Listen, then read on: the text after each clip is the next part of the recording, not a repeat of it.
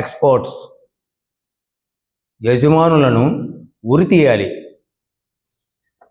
న్యాయస్థానాలు తమ విస్తృతమైనటువంటి అధికారాలను, సమాజ శ్రేయస్సును, ముఖ్యంగా యువత మరియు బాలల శ్రేయస్సును దృష్టిలో పెట్టుకొని చాలా కఠినమైనటువంటి శిక్షను ఇస్తే తప్ప ఈ వ్యాపారులకు బుద్ధి రాదు.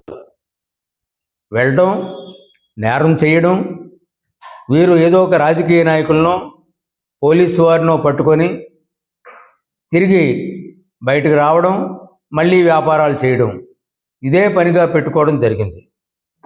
దురదృష్టం ఏంటంటే చాలా దూర ప్రాంతాల్లో ఉన్నటువంటి జిల్లాల నుంచి మామూలుగా వ్యాపారం చేసుకోవడానికి విశాఖపట్నానికి రావడం పరిపాటి అయిపోయింది. రానివ్వండి, అభ్యంతరం లేదు. కానీ ఇక్కడ ఒక పేరు చెప్పి మరొక వ్యాపారం చేస్తున్నారు.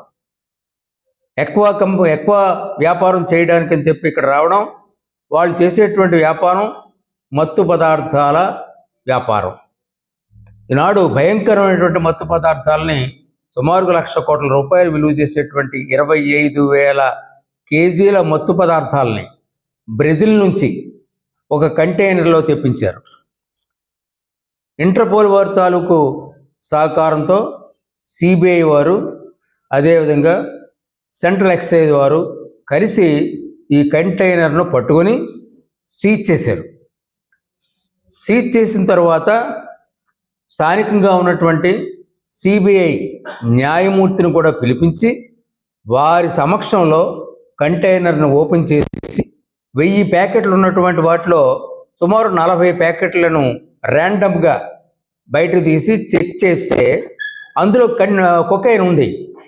చాలా భయంకరమైన మత్తు పదార్థం అందులో జరిగింది.